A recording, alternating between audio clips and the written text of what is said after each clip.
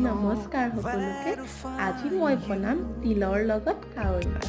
বলক খাওঁ ঘৰে পৰা আহি নিজৰ কৰি ললি মোক মোৰে মনত বহি নিগাজি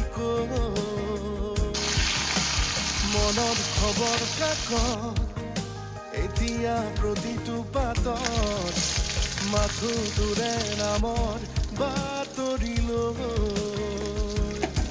মোৰ বুকুৰে ঘৰ ঘেৰি লৈ ফুৰিছে এটি ফুল তোৰে নামেৰে তোৰে দিশলে বেলি মুৱা